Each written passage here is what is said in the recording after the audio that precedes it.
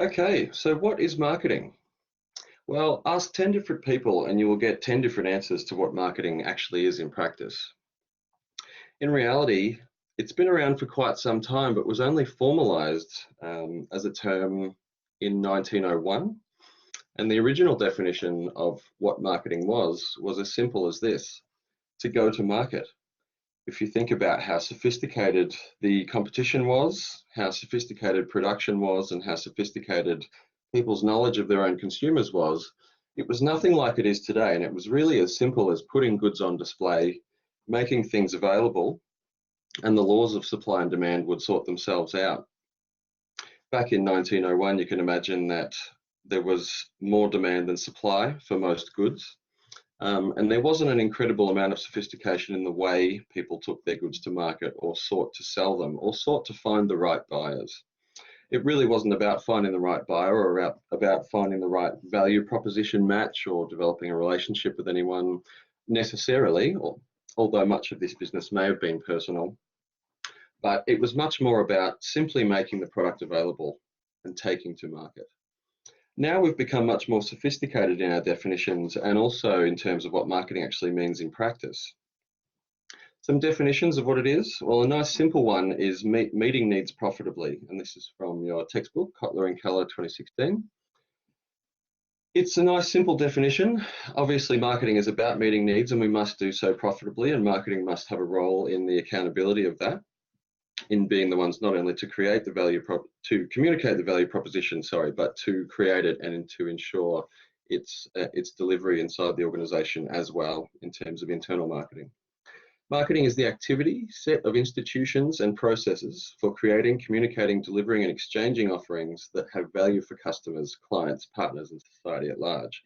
This definition from the American Marketing Association is obviously a little bit more technical, a little bit more verbose, but this one expands the definition of marketing to accounting for the needs of stakeholders beyond just what the ultimate customer is.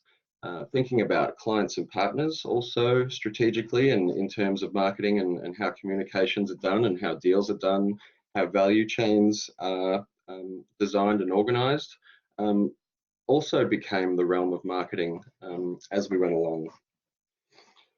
And also a nice simple definition at the bottom here as well, with marketing as a complete value-based management system, which is again another perfectly legitimate way of looking at it. The previous lecturer and I, Kevin Argus, came up with a definition, this one that you can see on your screen. Marketing is the study of psychology and sociology in a commercial context. We think this is also nice and equally simple as some of the other ones, but also encapsulates some of the key disciplines from which marketing draws its insights and its bases of operation. So psychology being the study of individual psyches in one sense, and then when you look at something like social psychology, how people behave then when they're interacting with others and in various groups. Sociology is focused on the group element of how cultures and societies function, and it also pertains to things like demographics and various characteristics of people where we can stratify the population and we can understand them in their various subsegments. If you think about most things that you buy day to day, week to week, during your workday, for instance, a lot of things that you and I might perceive as needs, for instance, can't survive without coffee, and not only just coffee, but not blend 43 or international roast. We want the finest coffee, especially if you live in Melbourne, become a bit of a coffee snob. I can't be seen in unfashionable clothing. I must have the latest phone. These are the sorts of things that many of us think regularly, and it's certainly a product of the affluence of our society, the degree of accessibility of goods and services, the amount of competition that's out there, and the degree to which the customer really has increasing choice, increasing availabilities of things to them that they never used to have. And obviously, we get used to these things, don't we? But we don't realize that actually when it comes to our fundamental needs, that most of our consumption is discretionary. I must have a house in this area. I must drive this kind of car. I can't be seen in, rocking up to work on a scooter. These sorts of things. But when we actually look at it, you know, these sorts of things actually sit at the bottom of um, uh, these things actually sit, you know, further towards the top, I'm afraid, sorry, of the Maslow's hierarchy here, where, you know, things like esteem needs and self-actualization, where we fulfill our highest desires, our highest potentials, and our striving to be better and more like our aspirational self, as opposed to our actual self. And this really speaks to psychology's role in marketing, because in the maturation of marketing as a discipline, we've begun to draw more and more from psychology in terms of what it can tell us, in terms of what people believe, their attention, their perception, their social groups, their memory, their feelings, their sensations. We've become much less about what the value offering or the product or the service is literally, and more what it is actually to the person who's interpreting it. So in moving through the various marketing orientations, which you will have read about in this week's readings on Canvas, we went from a production mindset into a sales mindset into the 40s and 50s, 1940s and 50s. Production being about simply producing, and the goods will largely sell themselves by the laws of supply and demand. Sales was more aggressive sales techniques. The market orientation in about 1950, looking at primarily basing our offerings and our communications largely around actually what the customer needs and wants, not what we have to sell. And then increasingly it became more and more around the customer and understanding the customer more and more deeply, their inner thoughts, what they aspire to be, let alone not just what they are and how they behave now, but how they would like to be, how they would like to be seen, what they would like to experience. And we began to see companies and brands as more of providing a set of experiences through their goods and services, as opposed to simply the goods and services themselves. This triangular diagram here really looks at the most basic needs from the bottom and works its way up into needs that are more about the individual and more about the individuation of the person, and them striving for and attaining what they personally need. Marketing management then is the art and science of choosing target markets and getting, keeping and growing customers through creating, delivering and communicating superior customer value. So again, we've sort of talked about marketing being both an art and a science. There's a creative side and there's an analytical, rational, management-oriented side. And this definition really talks about providing superior customer value. So not just acceptable or satisfying customer value, but it must be superior to whatever else is being compared against it. And the set of competitors in the field of marketing and the field of business is always changing. And as we dealt with earlier on in the lecture, the very definitions of boundaries continue to increasingly change. So this is how dynamic and fluid marketing has to be now for companies to always be on the edge of creating superior customer value, or at least having that perception in their customers' minds. They need to always be, have a keen eye on the market, have a finger on the pulse, always have their marketing information systems going, things like research, their own customer data, and general market data as well, societal data, demographic and social trends, all of these sorts of things to understand all of the possible customer groups. And as the start of this definition here alludes to, the art and science of choosing target markets. So no longer are we in the business of mass marketing, as many organizations were in the mid-1900s, where we had the advent of mass media and those sorts of things. There's so much wasted money, marketers have realized over the years, in these mass mediums, and there was not a great deal of targeting, and therefore there was a lot of wastage. Marketing management is not sales and selling, it's not advertising and promotions, but they are all part of what marketing is. But marketing is more all-encompassing and more strategic than simply sales or simply advertising. And it has to be increasingly so as marketing plays a bigger role in the boardroom and in the organizational operation. Marketing looks very different in practice depending on where you are perceiving it from.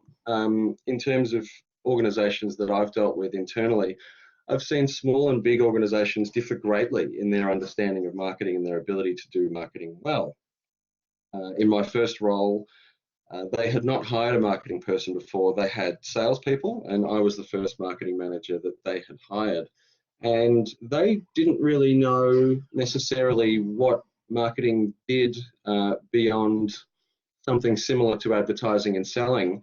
And I came in with quite a strategic mindset about marketing and understanding the true nature of value propositions and how they resonated throughout the organization, how promises made by marketing messages were kept by various departments that a customer would need to deal with. And they weren't quite ready for marketing to be that yet, or they didn't really understand that. So they honestly didn't manage the marketing function too well. And it was a process of negotiation, let's say, in the first 6 months in terms of what role marketing would play in that organization. But larger organizations have very well developed, refined systems for their marketing. Possibly multiple marketing departments. Larger organizations might have, you know, a head of brand, a head of marketing, and a head of PR and communications, and they would all need to infuse with one another in terms of their approach. It becomes obviously much more complex when you have so many hands touching similar elements of customer touch points, and they must work quite closely together in order to be effective. Some organizations see it as more strategic, others see it as more operational. Just give me some noise, put some stuff on the Facebook page, you know, buy some Google ads, that kind of thing.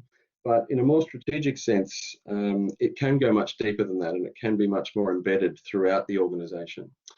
Some companies have a longer term focus, some have a more relationship style focus with their constituents and with their customers, and others have a much more short-term focus and transactional-based mindset about how they go about doing their marketing. Also, the use of marketing tools and methods of promotion changed drastically. We had a short conversation before we started the lecture. Someone who was running a small business and probably didn't have the complexity or budget to do a large style marketing campaign, but was still able to be effective through direct methods of promotion and that kind of thing. And it's increasingly possible through digital to do highly targeted, quite impressive ROI marketing campaigns with big data now. So in terms of marketing for success, well, this is a bit of the philosophy behind marketing, I suppose. And if you haven't seen the Simon Sinek TED Talk, I highly recommend you do so. A couple of years ago, it was the second most viewed talk on TED. I'm sure it's probably been bumped down the list now with a couple more years of TED Talks. But this is a really seminal talk. And this really cuts to the heart of why people might buy something from you. It gives the example of something like Apple. And, you know, they don't ask you just to buy their technology. They don't tell you what. They don't tell you, you know, we've got all these mega processors and tell you all the technical detail of what's inside the machine. Really, Apple are all about the feeling and the experience they want to give their customers. So although their actual machines are quite technically complex, of course they are, but they don't sell them in that way. They actually sell you the reason behind why what they're doing. They sell you a philosophy. Steve Jobs doesn't try to sell you a technical piece of hardware or software. He sells you an experience. He sells you a vision of technology as freedom and self-expression.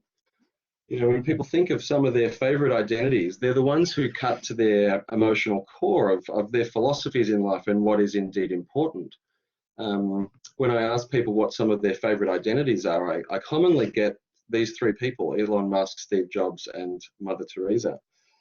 And they're all selling something bigger than just a product or a service. They're selling a vision of something.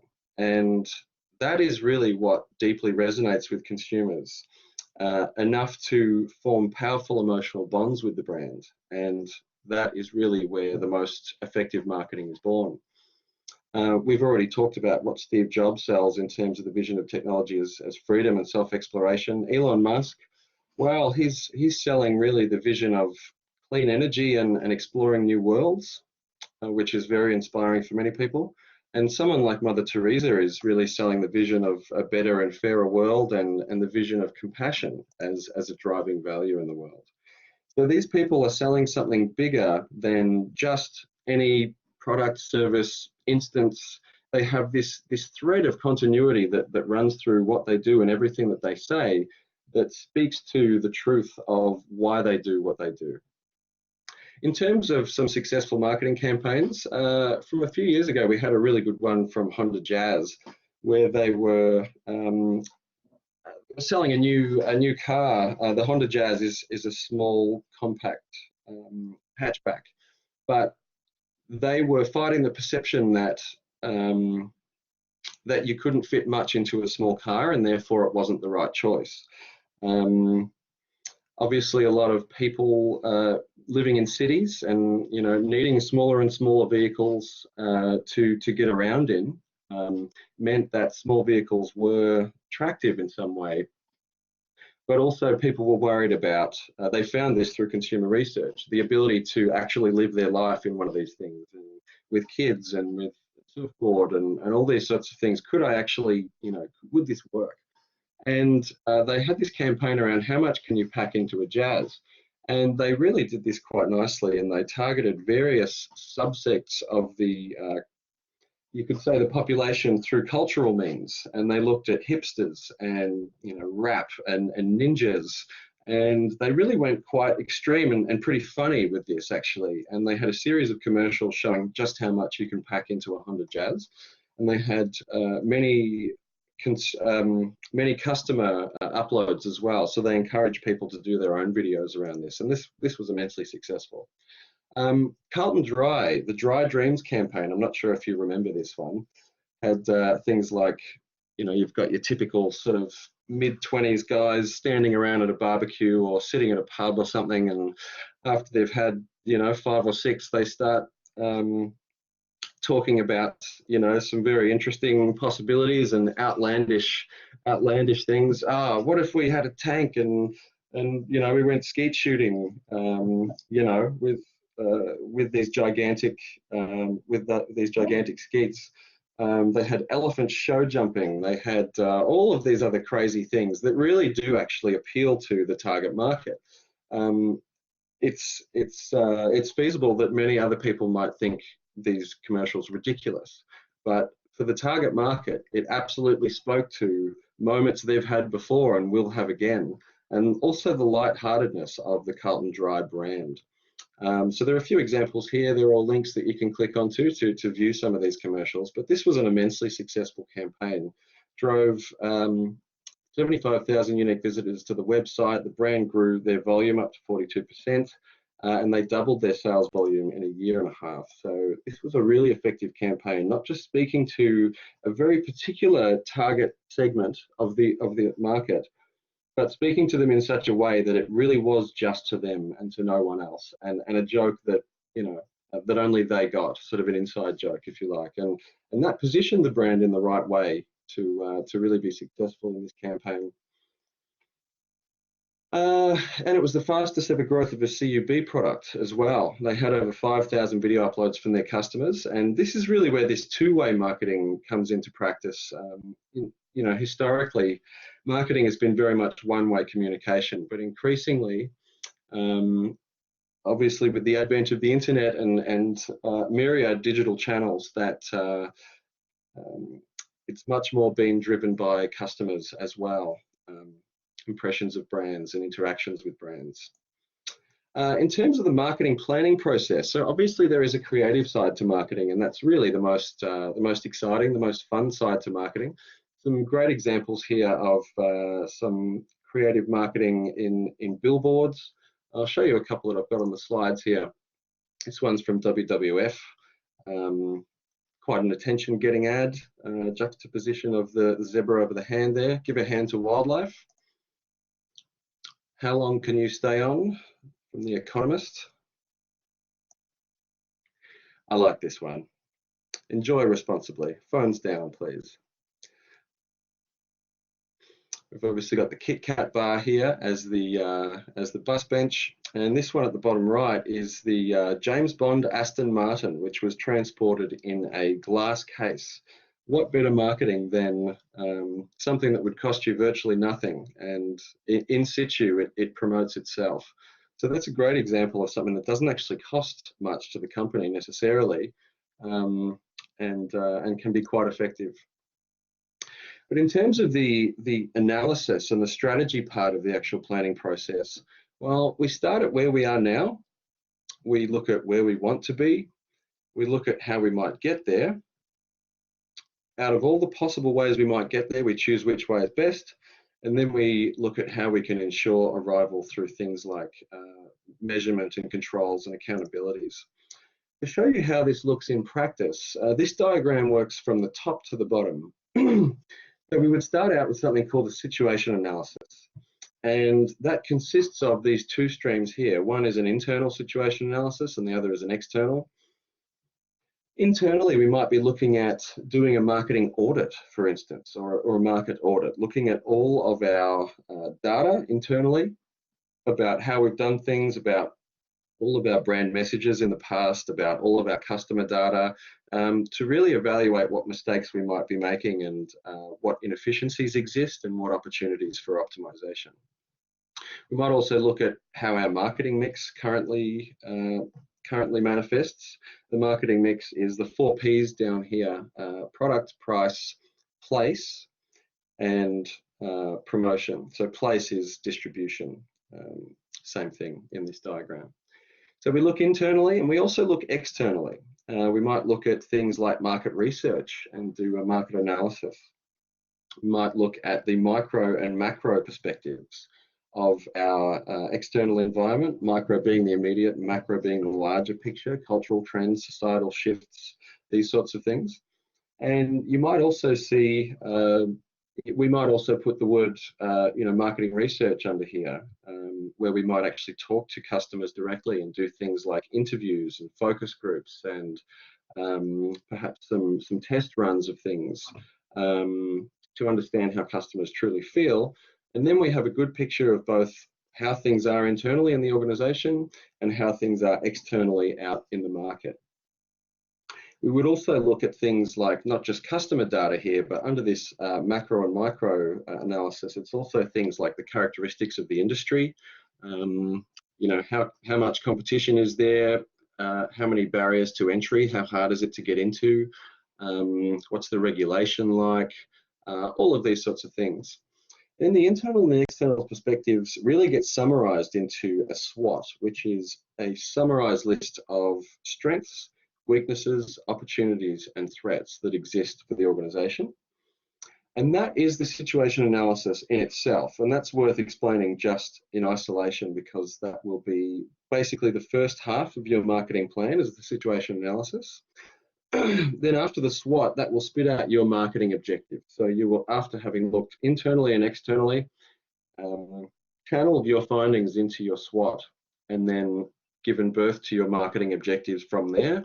After having analyzed all of this information, you will then go into the actual marketing planning process, which is looking at fundamental strategies, things like segmentation. So market segmentation, we talked before about targeting and positioning. That's really looking at the market, in terms of its various characteristics. So demographic characteristics, geographic characteristics, how do various segments of the population think? What are the subcultures that exist? Think about the car example that we just saw, the Honda Jazz, where they did an ad around hipsters, massives, rap guys, ninjas. They were all pertaining to a certain niche in the market. And I'm sure the Ninjas commercial wasn't only limiting itself to marketing to ninjas, actual ninjas, but people for whom that is an interesting idea. Perhaps people who like, anime and action movies and Jackie Chan and that kind of thing. They're looking at maybe not just literally who the customer is, but also how they think, which was also evident in the beer example too. So segmentation, targeting, and positioning can both be done on hard and concrete factors, such as things like demographics and geographics. But more importantly, it can also be done through things like attitudes, behaviors, psychographics, and how people feel about themselves and what kind of experiences they would like to have. So much more nuanced things that we can actually learn about people through more sophisticated marketing and marketing research techniques. ANSOF, generic strategies, and the BCG matrix are also ways we could look at our product mix in context, in the market, and we'll unpack these throughout the journey of the course. That then feeds itself into actual marketing tactics. So when we've got a handle on the market, we've got a handle on our products in the market, our current product mix, where the opportunities for growth are, where our weaknesses are, the key opportunities and threats, and know how our customers think and where they are and how to talk to them, then we can design the marketing mix, which is the 4 Ps: product, price, place, and promotion. If it's a service rather than a product that you're marketing, there are actually 3 more Ps as well, and hence the other 3 stemming out from the service mix. So if it's a service rather than a physical product, physical tangible product, then we also need to consider the people in the service, perhaps the people that work in the shop or answer the customer service phones or whatever it might be, any customer facing people. We have to think about physical evidence. What does our shop look like? What do the uniforms look like? If I own a doctor's surgery and there's cockroaches and rats running around, that physical evidence is not doing justice to the overall marketing mix. So we actually need to think about the service environment in which the marketing value is delivered, and keep that consistent with the rest of the brand, because any touch point that is out of sync with the rest of what the brand is doing and saying will immediately detract from consumer trust. So we need to make sure that all of these things, not only the basic 4 Ps of product marketing, but also the 3 Ps of service marketing, which are an addition to that, are all in harmony and continuity with one another. And the last one is process management as well. So if we're delivering a service, a doctor's surgery, a hotel, an airplane service, all of these things need perfect harmony between the various levels of service, the people, the processes, and the physical evidence that is there on display to customers. So once these things are in harmony in terms of our plan for how we're going to go out into the market, then we can implement. And then after that, we need to make sure that we can measure and control these things so we can feed that back in to the situation analysis and do this process again and repeat this process. So this is an ongoing process. Companies are always going through this process, always revisiting their strategies, always revisiting, do we know enough about the external market? Have we actually looked at our internal data? This is more of a cycle than it is just a fully linear process, but this is the process you'll go through in your marketing planning. This is a lovely example of communication of a very distinct value proposition. When we talk about the field of car insurance, it's not a particularly exciting field, but in thinking about how NRMA could differentiate themselves in their insurance product, they designed an insurance product that actually insured all of these things that other insurers didn't insure in their policies. But the thing was, they identified that this was hidden in the sub-clauses of various other competitors' policies, and it was purposely obfuscated, basically, and hidden. So obviously, a lot of consumers don't read terms and conditions in their fullness and would only find out such a thing about what part of their car wasn't insured upon actually making a claim. So to poke a bit of fun at this, to draw attention to it, and to also draw attention to NRMA's product and how different it was and how much value there was in their product, they drew customers' attention to how many parts actually weren't covered in the other large insurers' policies. And they made quite the PR stunt out of this by making a list of all these parts that weren't covered, acquiring them, and building an entire car out of these parts that were not covered in other insurers' policies. And this powerfully demonstrated their point in a very, very tangible way. And They took this on tour. They took it on road shows. You could actually drive this car. It was drivable. It was phenomenal.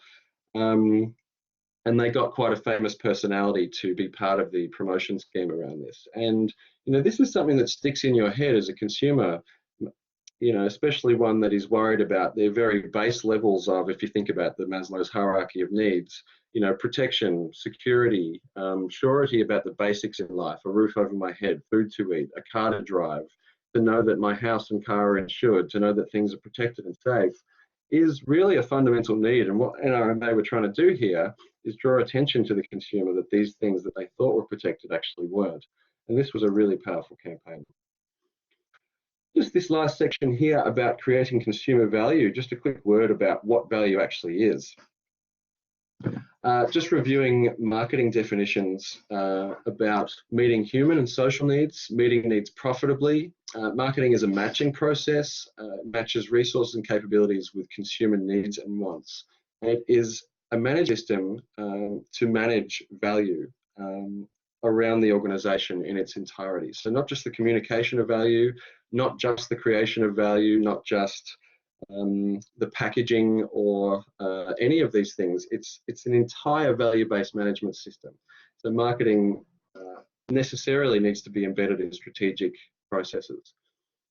And we saw the definition of marketing management as well, which was really emphasizing target markets and the life cycle of a customer. So it's not just making a sale or getting through a transaction. It's actually acquiring and then retaining and keeping and growing the customer base through all of these processes that marketing goes through, from research, acquiring and using of information productively for creating and delivering better value.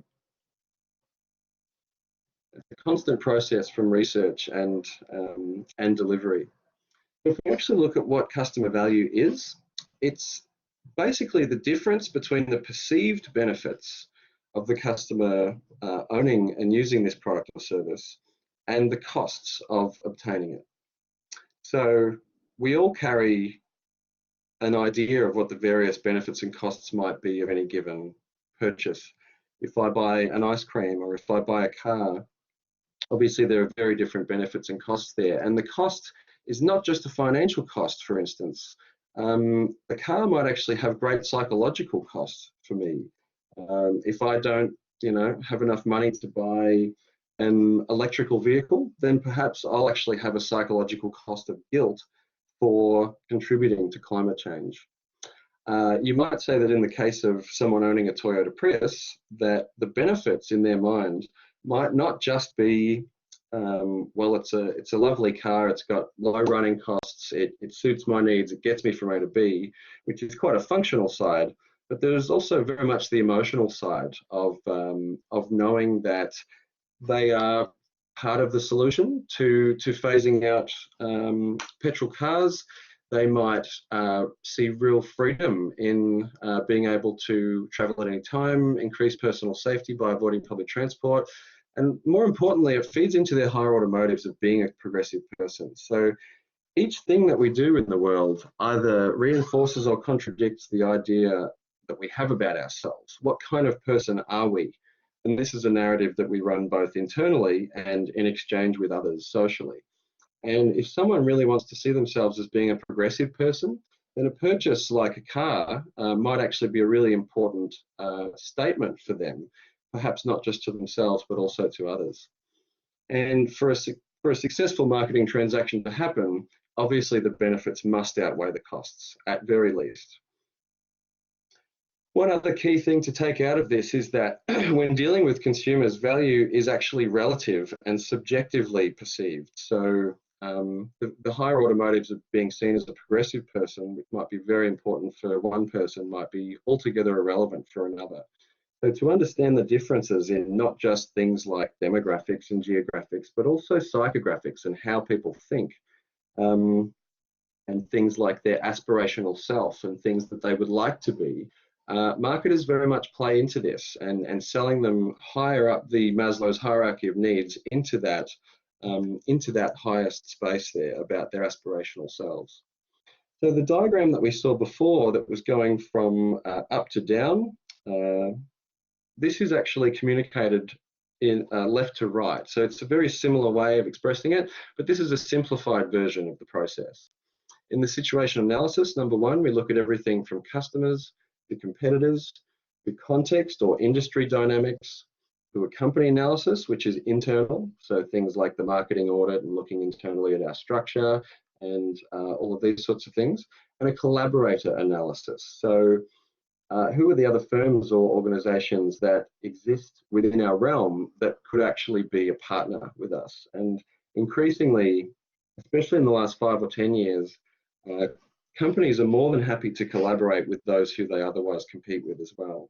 If you think about, for instance, Samsung and Apple, Samsung doing a lot of Apple's manufacturing of their goods, and yet they are head-to-head competitors in the market. It's interesting, other organizations are not necessarily either a competitor or a collaborator, but effectively they can be both, depending on the company's philosophy. You would then look at the key success factors stemming from that. So this is basically an encapsulation of the SWOT. What are the key issues and opportunities and the strengths and weaknesses? And then you would define your marketing objectives based upon that SWOT. So you're really going very broad and then distilling that information down into your key objectives. And then you present some alternative solutions with specificity in each solution, the ability to articulate in full and to read in full what that solution might encapsulate, and then you make your full recommendation and have your implementation plan as well, which includes things like measurement and control mechanisms. So this is really, again, just a mirror of the other diagram, just phrased slightly differently, but maybe this one works better for you. I'm not sure. I like this one because it looks nice and simple, but if you need the detail, definitely go to the other one. Now, in terms of the case for this week, we have a HBR case to read. It's all about the marketing planning process and a set of stores called the TF Next Stage stores. The CEO, Tabal Fisher, is quite a seasoned management executive in the industry, and he believes that he has quite a good feel for his customers, and there is a really good feeling about the market potential for this store that caters for the older members of society. But something really went wrong, despite all of his surety, despite their planning. They did some market research. The store did not do well when it actually came out, and it's really down to your discussion question this week to figure out where they went wrong. There are a number of different perspectives, all legitimate, that you could take for analysing this case. You could use the marketing framework that we just spoke about. We also spoke about sort of marketing philosophy and meeting the needs of the customer and understanding the needs of the customer. They certainly tried to do that in this case, but did they do a good job? And you could also, if you're familiar with the design thinking framework, potentially use that lens as well. And there are others. So have a think about, after reading this case, what you think Tabal Fisher and the TF Next Stage stores actually did wrong, and give us your opinion in this week's discussion. I look forward to reading your responses. And that'll do for this week.